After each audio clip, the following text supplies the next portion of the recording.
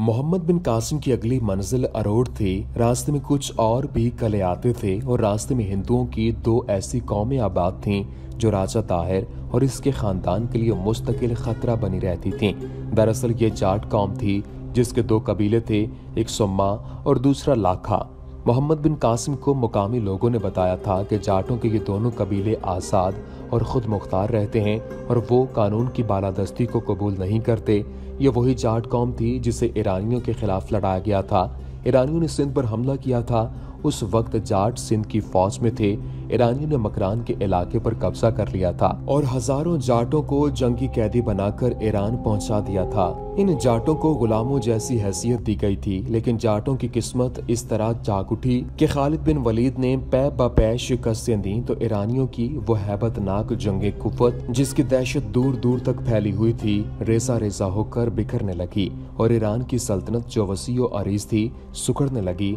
उस दगरगू सूरत हाल में ईरानियों ने सिंध के हिंदू जाटों को गुलामी की हैसियत से निकालकर फौज में भर्ती कर लिया और उन्हें वही हुकूक और वही मुराद दी जो ईरान के फौजियों को हासिल थी।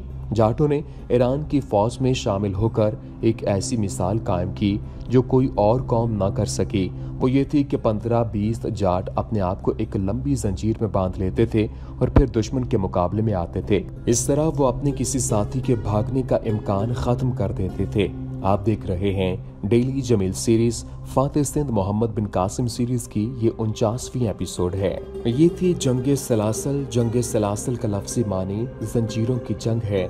इसे जाटों की जंजीरों की वजह से ही जंजीरों की जंग यानी जंगे सलासल कहा जाता है। 2-3 तारीख नवीसों ने यह भी लिखा है कि सिंध के इस वक्त के राजा ने ईरानियों के साथ एक मुआहदे के तहत उन्हें मुसलमानों यानी खालिद बिन वलीद के खिलाफ लड़ाने के लिए कई हजार जाट भेजे थे।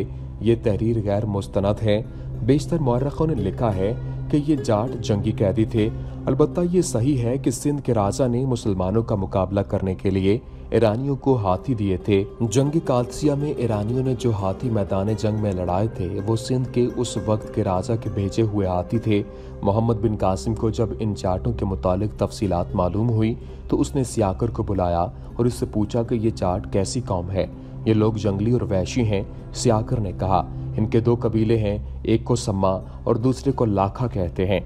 दोनों कबीलों में इत्तेहाद और इत्तेफाक है और ये लोग किसी की हुक्मरानी को कबूल नहीं करते। तुम लोग इनके साथ क्या सुलूक करते थे? मोहम्मद बिन कासिम ने पूछा।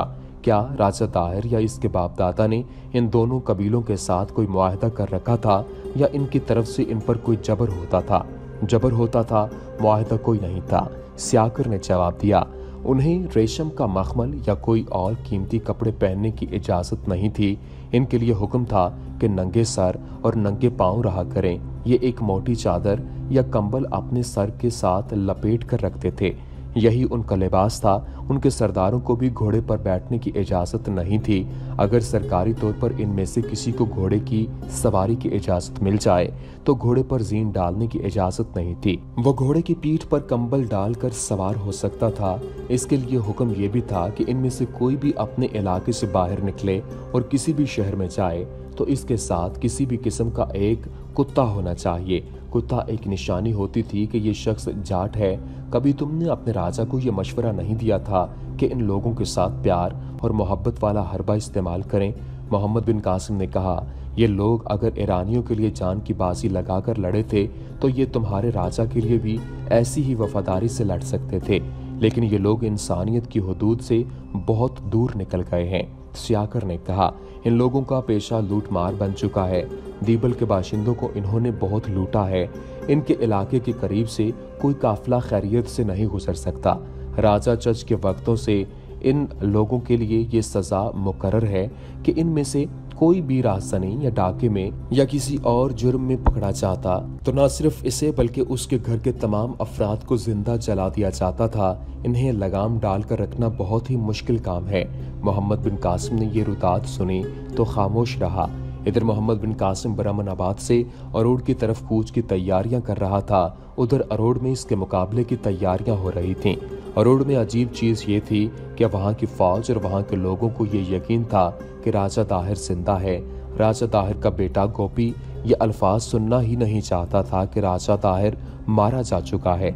मंदिरों में पूजा पाठ के दौरान राजा ताहिर का नाम यूं लिया जाता था जैसे वो जिंदा हो। रावण के मैदान जंग में से राजा ताहिर के बहुत थोड़े फौजी जिंदा निकल सके थे और जो जिंदा निकल गए थे उन्होंने राजा ताहिर को मरते हुए नहीं देखा था।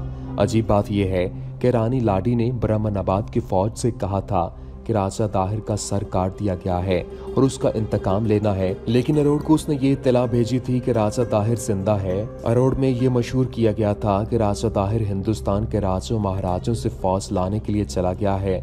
मौरखों की तहरीरों से ये जाहिर होता है कि ये धोखा नहीं था। शाही खानदान के अफराद भी मानते थे कि राजा ताहिर जिंदा है और वो बहुत बड़ी फौज लेकर आ रहा है।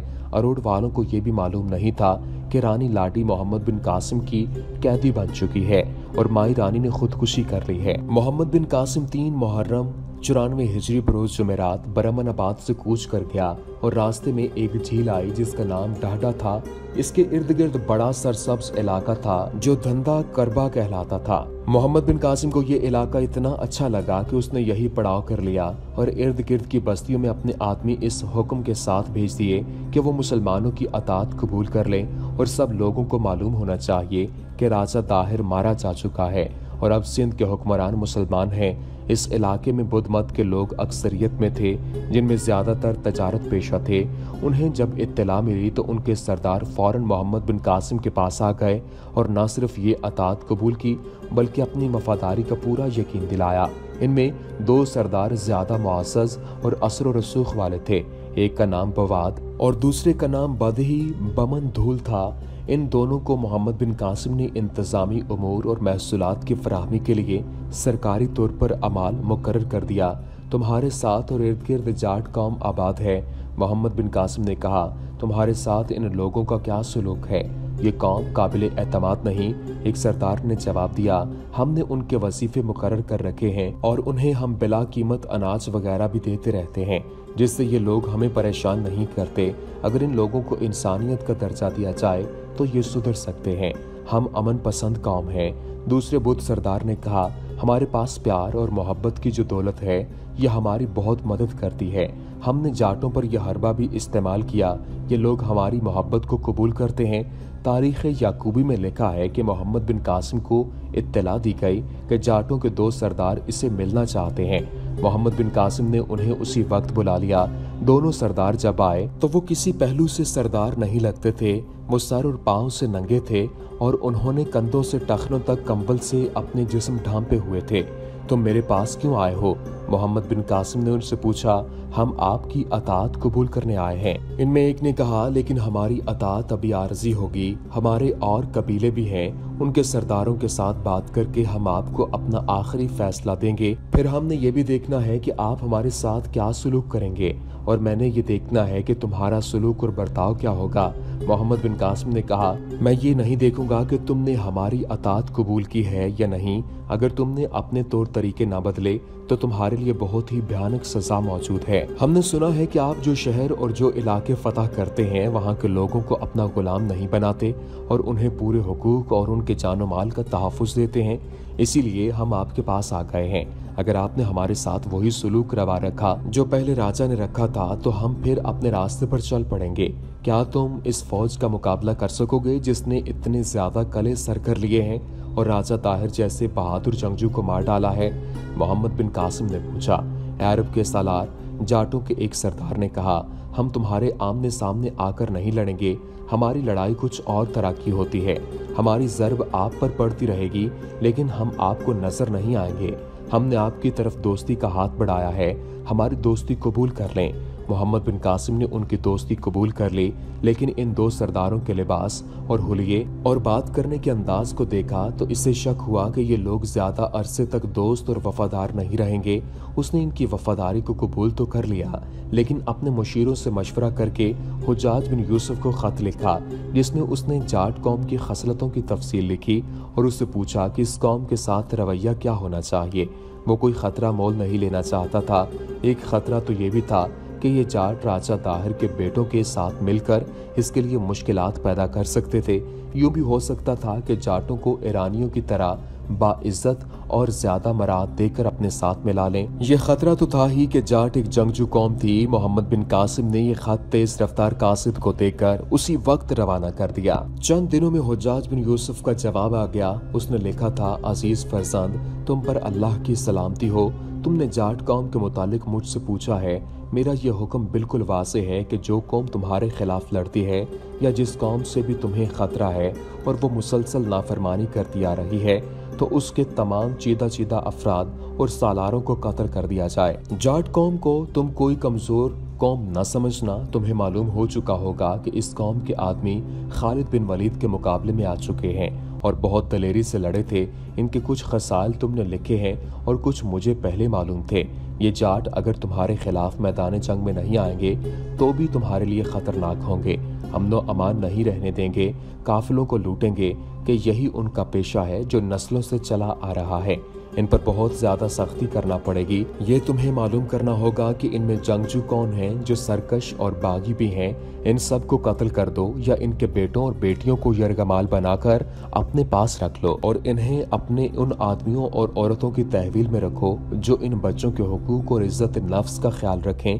फिर ये देखो कि इस कौम में जो फरमाबरदार और अमनो अमान में रहने वाले हैं और इनमें जो ताजिर, कारीगर और काश्तकार हैं और जो पुरअमन जिंदगी बसर कर रहे हैं, उन पर मामूली सा जजिया आयद कर दो और जो कोई खुद ही इस्लाम कबूल कर ले उससे जजिया की बजाय सिर्फ उशर लो। इनमें से इन लोगों को जो जुर्मो शर किसी के आदी हैं उन्हें इस्लामी उसूलों से भी रोशनास कराते रहो। तुम वहाँ हो और तुम करीब से देख रहे हो।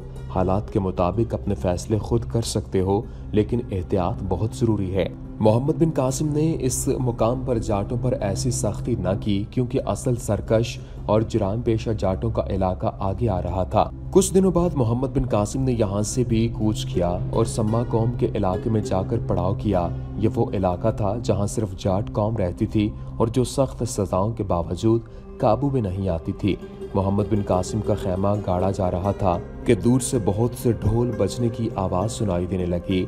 ढोलों के साथ लोगों का शोर भी था। ढोलों और इंसानों का ये शोर गोगा आगे ही आगे बढ़ता आया। मोहम्मद बिन कासिम ने कहा, मालूम किया जाए कि ये कौन लोग हैं जो ढोल बजाते चले आ रहे हैं। ये जाट हैं सालार आला। वजीर सियाकर ने कहा, ये उनका रिवाज है कि किसी का इस्तकबाल करने निकलते हैं तो ढोल बजाते और नाचते हुए उसका इस्तकबाल करते हैं। मालूम होता है कि ये आपके इस्तकबाल को आ रहे हैं। मुझे यकीन है कि ये इतने अहमक नहीं होंगे कि हम पर हमला करने आए होंगे।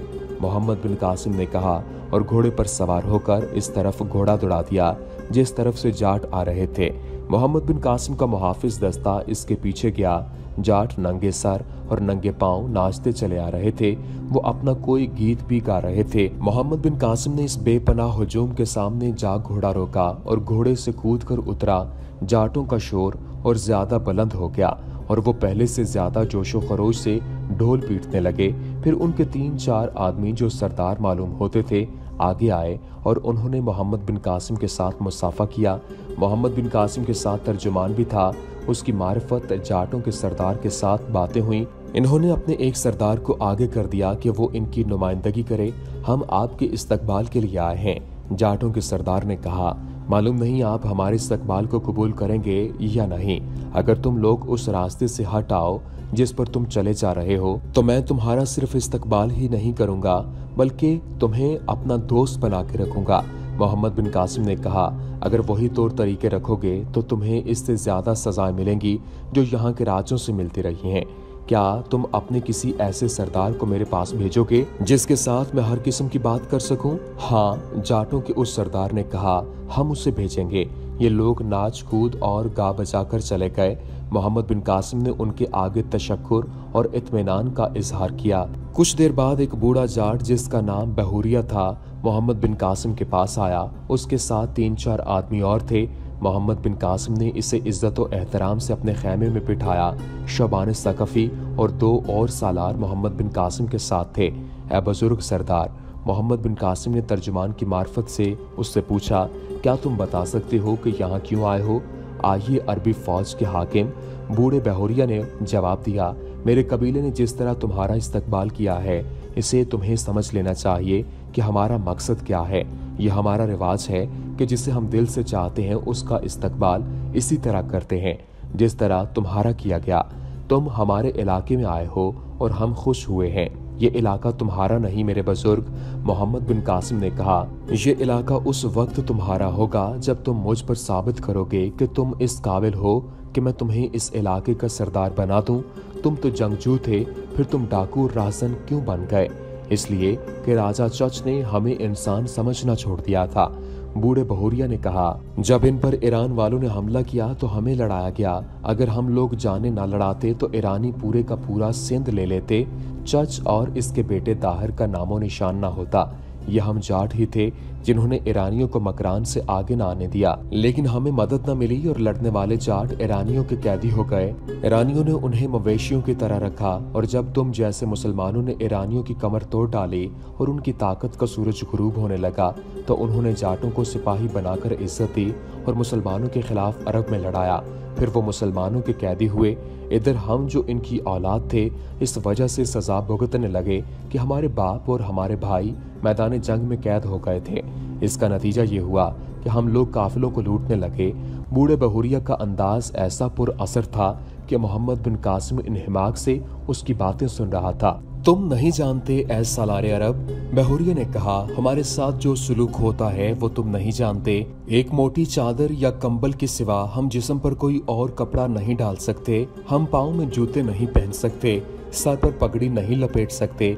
हम शहसवार की औलाद हैं लेकिन हमें घोड़े की सवारी की इजाजत नहीं है।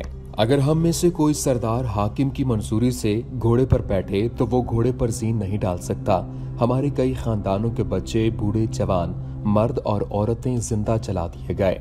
हमने राजा के खिलाफ ये जंग शुरू कर रखी है कि जहां हमारा हाथ पड़ जाता है वहां हम लूट मार करते हैं। क्या तुम भी हमारे साथ यही सुलूक करोगे? इस सवाल का जवाब तुम खुद दे सकते हो, मोहम्मद बिन कासिम ने कहा। अगर तुम अपने आप को उसी सुलूक के काबिल समझोगे तो मेरी तरफ से तुम्हारे साथ इससे ज्यादा बुरा सुलूक होगा। मुझे अरब से हुक्म आया है कि जो सरकशी, बगावत और बदअमनी फैलाते हैं उन्हें कत्ल कर दिया जाए और जो पुरअमन तरीके से जिंदगी बसर करने वाले हैं उन्हें पूरी इज्जत दी जाए और इनसे इतना ही जजिया लिया जाए जो आसानी से अदा कर सकें। फिर मुझे हुक्म मिला है कि तुम में से जो कोई अपनी खुशी से इस्लाम कबूल कर ले उससे जजिया भी ना लिया जाए, इसके बजाय मामूली सा उशर लिया जाए। और ये मेरे मजहब का हुक्म है कि तमाम इंसान मुसावी हैं, मुझ में और तुम में कोई फर्क नहीं। अगर फर्क है तो सिर्फ फराइज का है। तुम्हारी जिम्मेदारियां मेरी जिम्मेदारियों से मुख्तलिफ हैं। क्या तुम मेरी इन बातों को समझ सकते हो? मैं तुमसे ज्यादा समझता हूँ बेटे, बहुरिया ने कहा। तुमने अभी दुनिया नहीं देखी। तुम्हारी उम्र घोड़े की पीठ पर और खैमों में गुजर रही है। मैं जहाँ जीता हूँ, कम सिन लड़के, हमें इंसानों का दर्जा दोगे तो हम तुम्हें ऐसे ही इंसान बनकर दिखाएंगे जैसे तुम्हारी फौज के ये आदमी हैं। और ये भी ना समझना कि मैं ये बातें तुम्हारे या तुम्हारी फौज के खौफ से कह रहा हूँ। मैं जानता हूँ कि तुम्हारे मजहब के उसूल और हुक्म क्या हैं। मैं तुम्हारे मजहब को कबूल करूं या ना करूं ये बात की बात है, लेकिन मैं सच्चे दिल से कहता हूं कि तुम्हारा मजहब राजा दाहिर के मजहब से, जो मेरा भी मजहब है, बहुत अच्छा है। मैंने सुना है तुमने जो जगहें फतह की हैं वहां किसी पर जुल्म नहीं किया है। फाते-सिंध मोहम्मद बिन कासिम सीरीज का सिलसिला जारी है। इससे आगे क्या हुआ वो आपको अगली एपिसोड में बताएंगे। उम्मीद करते हैं कि आपको हमारी ये वीडियो पसंद आई होगी। वीडियो पसंद आने की सूरत में लाइक कीजिए, शेयर कीजिए और हमारे चैनल को सब्सक्राइब करना मत भूलिएगा। फमा अलैना इल्लल बलागुल मुबीन।